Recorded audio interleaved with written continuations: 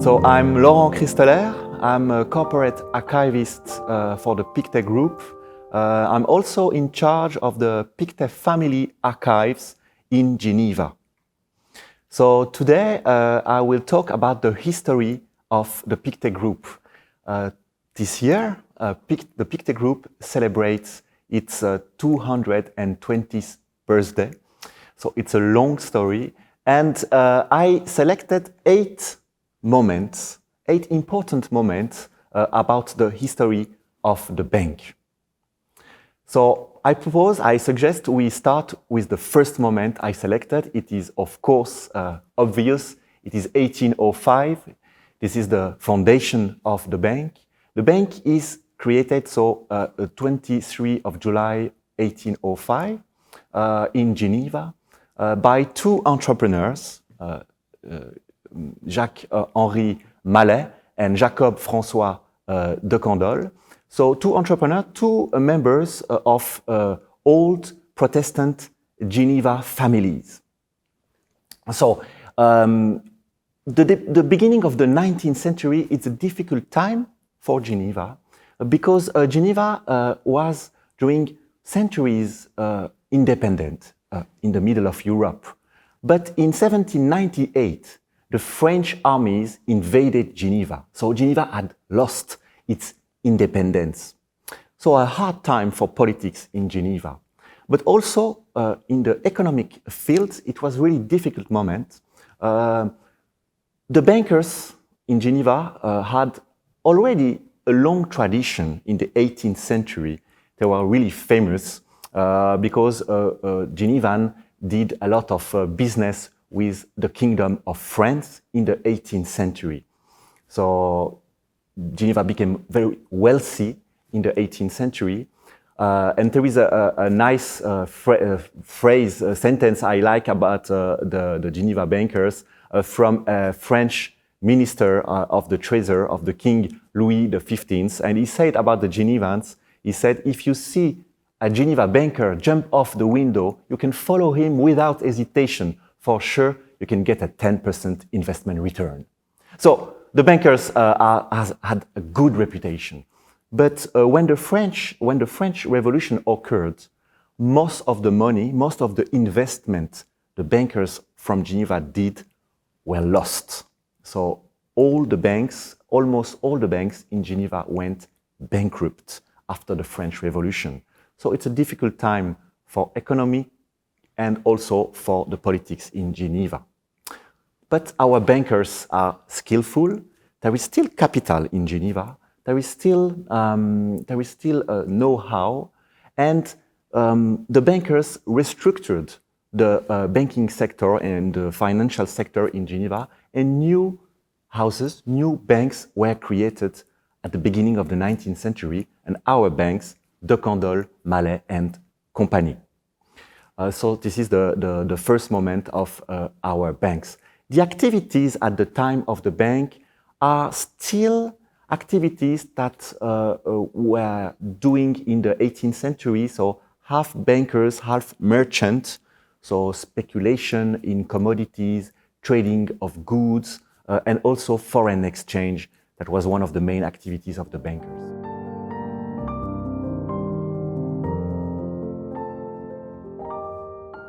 But very soon, our Geneva bankers specialized in wealth management, so giving advice to their clientele how to invest their money. So this is for 1805. Maybe the second moment I selected, it's 1841. Why 1841? This is the first time a Pictet, a member of the Pictet family, became a partner of the bank. So until then, there was no Pictet on the bank, working on the bank. But de Candolle, so one of the founders of the bank, died in 1841. A couple of years before, he had entered in the bank his nephew, who was Edward Pictet. So maybe a couple of words about the Pictet family. So the Pictet family is a very old Genevan family. So they are Geneva since always, I can say. So since the 14th century, we have documents in the archives attesting the family that the family, the Pictet family, was working and living around Geneva. So it's not a family that was a lot involved in the banking activities in the 17th and 18th centuries, but mostly the Pictet members were politicians. It's a very politician family. So the most famous figure of the family is Charles Pictet de Rochemont. Charles Pictet de Rochemont was an agronomist, a gentleman farmer, if you want, and he was called by the Genevan to become a diplomat and to become a representative of Geneva during the congresses of Vienna, Turin, and Paris. So after the Napoleonic Wars, and when Napoleon was defeated and lost the war, there was this huge congresses for reorganizing the future of Europe. And Pictet de Rochemont, so is the diplomat, is the representative of Geneva, and he negotiated for Geneva the current borders of Geneva. Geneva had a very fragmented territory, and the idea for Geneva was to join the Swiss Confederation. And for joining the Swiss Confederation, Pictet de Rochemont had to unify the Geneva territory. So that's what he did, and thanks to Pictet de Rochemont, we have the current borders of Geneva. Then he became the representative of Switzerland also, because Geneva became a Swiss canton. So as representative of Switzerland, he wrote a declaration in one night, and in that declaration, it is said that neutrality is in the great interest of Europe. The Swiss neutrality is in the great interest of Europe. So this declaration is signed by all the great powers, all the representatives of the Congress of Paris. And so this is the first international recognition of the Swiss neutrality. So that's why Charles Pictet de Rochemont is so famous until today. But it's a family, we can find other examples also, very well-known and very important members of the Pictet family in the history in various fields. For example, in the scientific fields, we have, as an example, Raoul Pictet. Raoul Pictet, who was the first scientist to liquefy oxygen in 1877. So oxygen was a permanent gas, we thought, and thanks to a brilliant experiment, he could transform the gas into liquids. And he produced a lot of cold machine, refrigeration machine at the time. So Raoul Pictet is a good example of a famous member of the Pictet family. But we also have explorers, adventurers. For example, Jean-Louis Pictet, who at the middle of the 18th century, he was an astronomer, and he did an expedition for Russia. So he went to Russia and then to Lapland to observe. He wanted to to calculate the distance between the Sun and Earth. So he was in Lapland to observe the Earth, the Sun, and so it was a very long expedition in the 18th century. At the end, he couldn't have any good scientific results, but he stayed a long time in Lapland, and when he came back to Geneva, he said that he had experienced a new way of transportation, the ski. So in the Pictet family, we say that Jean-Louis Pictet was the first Genevan to do ski. I don't know if it's true, but that's what we say. That's what the Pictet family say. So Jean-Louis Pictet is a good example of an explorer and an adventurer. But we also have For example, like in the more recently, Jean Pictet. Jean Pictet was a director of the ICRC, the Red Cross, during the Second World War. And of course, he was really shocked by the Nazis' atrocities during the Second World War. And after the Second World War, he was one of the architects of the writings of the 4 Geneva Conventions protecting the civilian population. So also a very important member of the Pictet family. And today there is a law competition that is named after Jean Pictet. So some example of the Pictet family. So that family is at the head of the bank since 1841. And in the 19th century, I can mention 2 partners of the bank, really important. So Edouard Pictet, our first Pictet partner, and also his cousin Ernest Pictet, who is a really also important man for Switzerland. He was a member of the Swiss Parliament and participated to the campaign to create the Swiss National Bank. And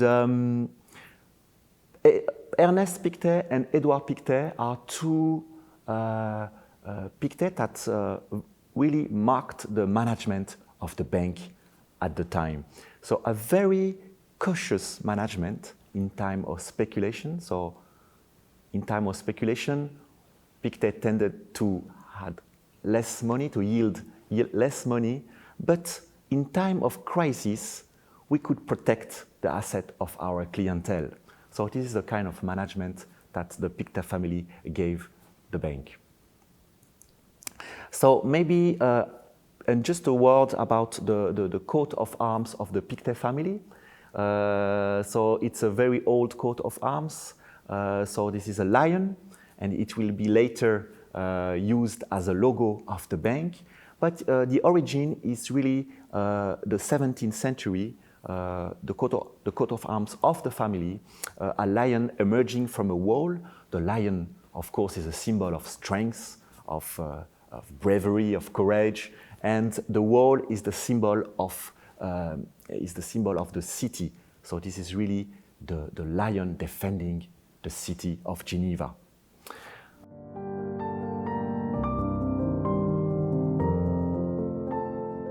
Next moment I selected is, I think it's 1926. 1926, yes. So 1926, it's also an important moment for the bank. This is when the corporate name of the bank was fixed, Pictet and Company.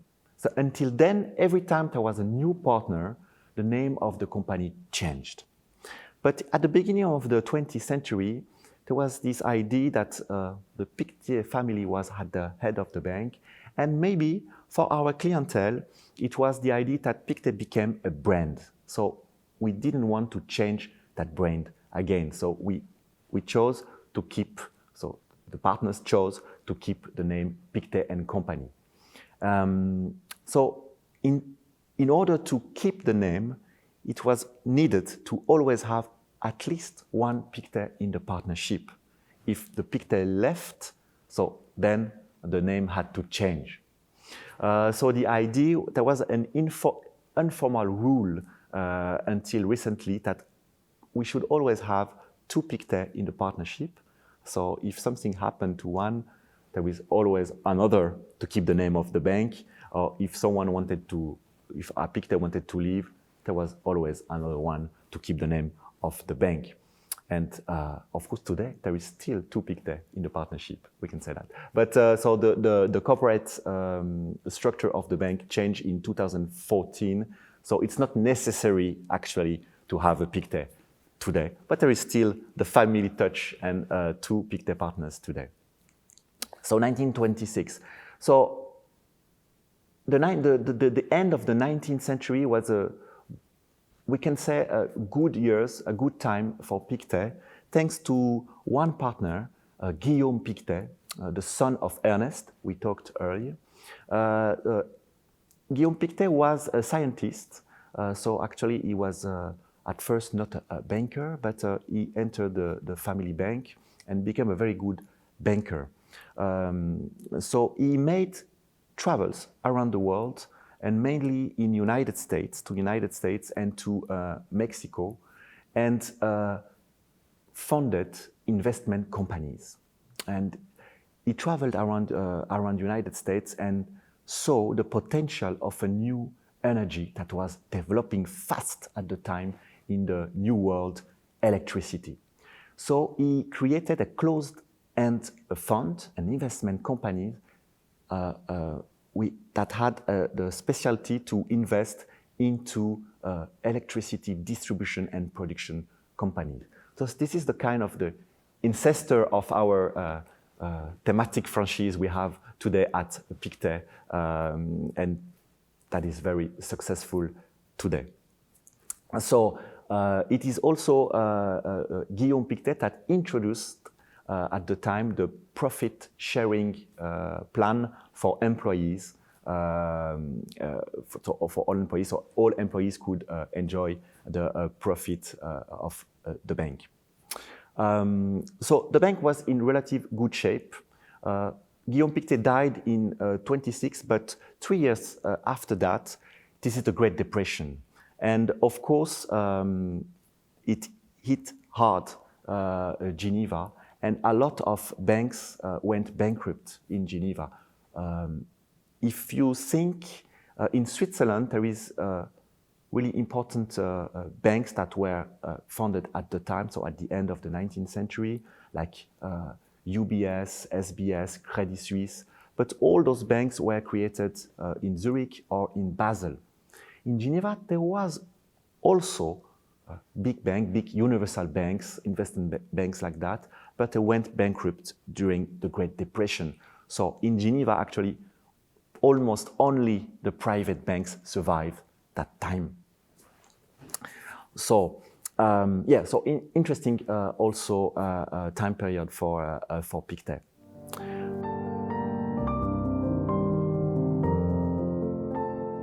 The next moment I selected, I think it's 1955. Yeah, it is the 150th anniversary of the bank. It's the time it's after war, after the Second World War. And of course, Switzerland was in relative good shape after the Second World War.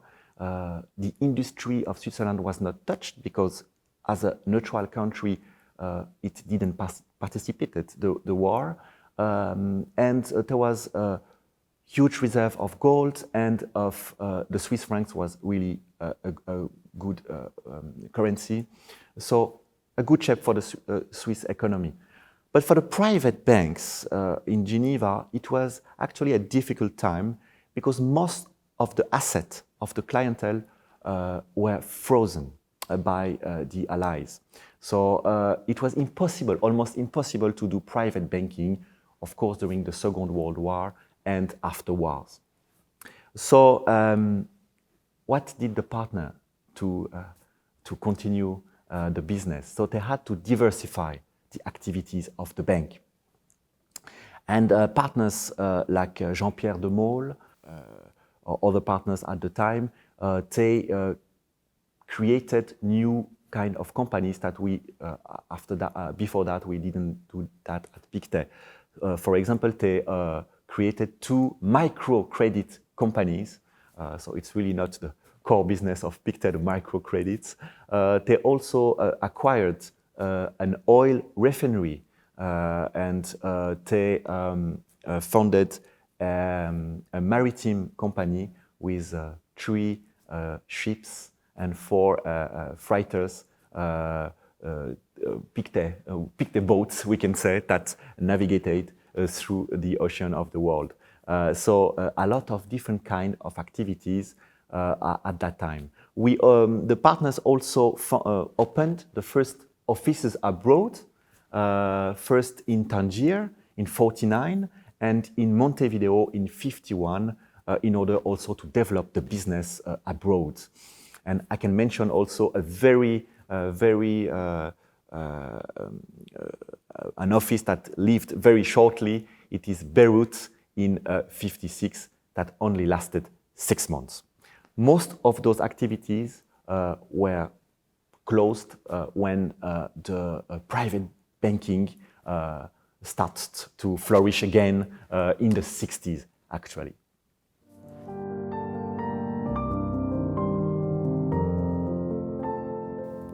Next moment is 1974. 1974.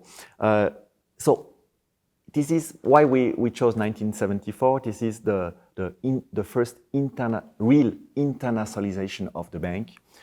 In 1974, Pictet opened its office in Montreal, and since then, Pictet really became an international group. So it's a time of tension globally, particularly in Europe. This is the midst of the Cold War. So if we remember, so in 68, it was the Prague Spring. So Soviet troops crushed a rebellion in Czechoslovakia, a liberal rebellion in Czechoslovakia, putting an end to this dream to become a liberal country. And so many people in Europe feared the Soviet threat. It's also, we also had the oil crisis, so it was actually globally a difficult time. But for Pictet, it was a time for opportunities also to developing new kind of business. In the 70s, this is the first laws on pension fund were voted in Switzerland. So the partners understood that it was a new business opportunity with all the money gathered for pension fund and the investment possibilities and opportunities. So the partners created the first small team, 4 people, to manage the pension fund mainly in Switzerland. But very soon they understood that those kind of business already was developed in the US. So in the 80s, they did a joint venture with an American bank, Mellon Bank, based in Pittsburgh. So it became Mellon Pictet, and it was the idea to develop institutional asset activities, asset management activities, sorry, so around the world. And that's why Pictet Japan was created. It was one of the offices in the network of Mellon Pictet, a very small office at the beginning. So it was managed by a man called Atsuto Sawakami, and it was mainly so for Pictet Japan to be an advisory office. Of course, so 1974, I talked about Montreal. So Montreal, so we talked about the Soviet threat or the fear of the Soviet threat in Europe. So Montreal was founded at the time to be like a backup for our clientele in case of a Soviet invasion of Europe. Our clients could fly to America, to Montreal, to Canada, and to get back their asset. So it was kind of a contingency plan for our clientele at the time. I can mention also the opening of our bank in Nassau in 75. The idea was to have a bank also abroad, and also in 89, the creation of Pictet Luxembourg, that will become our platform in Europe.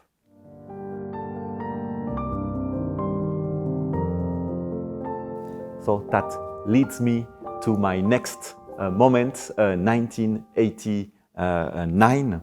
So a very important date globally in the history of the world. This is the fall of the Berlin Wall. So the idea that communism was vanquished conquered by liberalism. The idea maybe, the illusion maybe that the liberal democracy around the world were the winner of that the Cold War. In a sense, it was true at the time, and it was a new globalized world for the economy that opened at the time. So, a very with a lot of possibilities of investment opportunities for a firm like Pictet, but also a lot of risks. So, in terms of activities, it was a time for Pictet to develop a new kind of activities also. Finance was evolving fast, and so we started new kind of activities at the time, like private equities. Also, the first hedge fund was created in '94, I think. It was a Mosaic for Pictet. And all kind of fund activities were started in the 90s, actually. It was also the development of China at the time, so a relative liberalization of economy in China.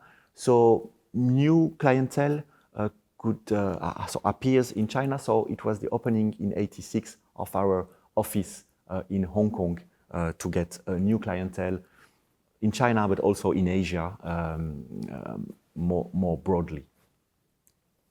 So an interesting time also for Pictet, and that was developing a lot around that time. And for Pictet Japan, it was actually a difficult time, the 90s.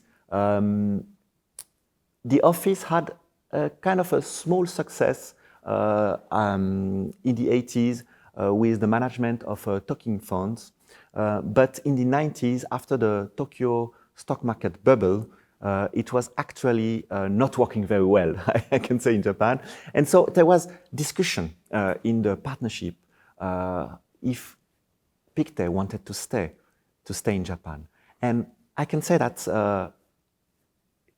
we can see here the long-term thinking of Pictet. Two partners, Pierre Lardy and Yvan Pictet, defended Pictet Japan and say, we have to stay, it will become a success. And so Pictet Japan continued until today.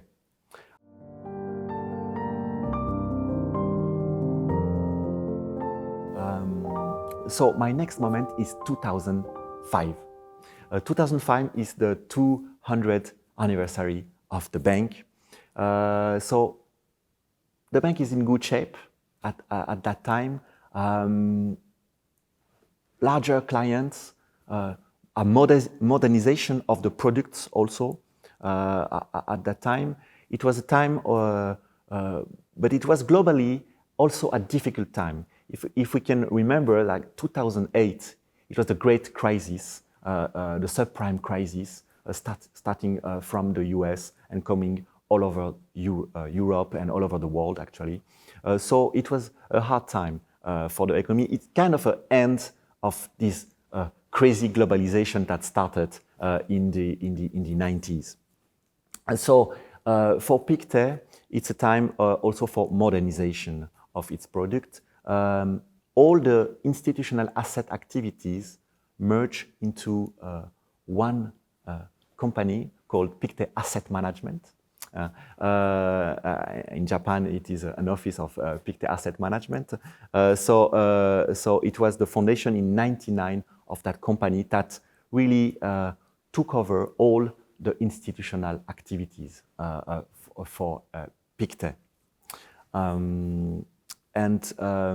Yes, so 2005, it's also a time under pressure of different various states of the world. The Swiss secrecy, the banking secrecy was disappeared.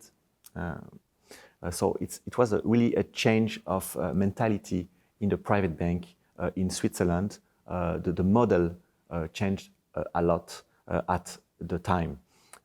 It's also for the bankers an evolution of their work. So until then, private banking was really a networking and, how can I say, a really people-to-people kind of business. But in the 2000s, it really evolved into something more complex. So the complexity of the market is one thing. There is also the digitalization.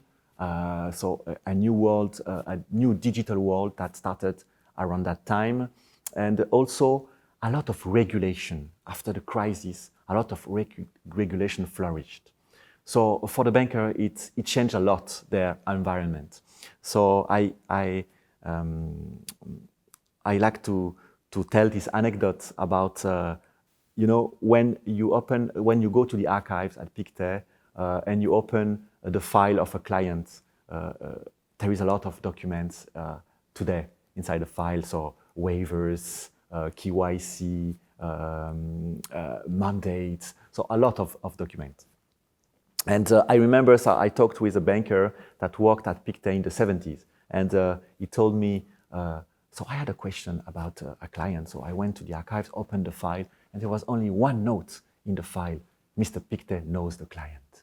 So we needed only one document to open an account at that time. So of course today it's completely different, which it's changed a lot. So yes, so 2005, the big moment.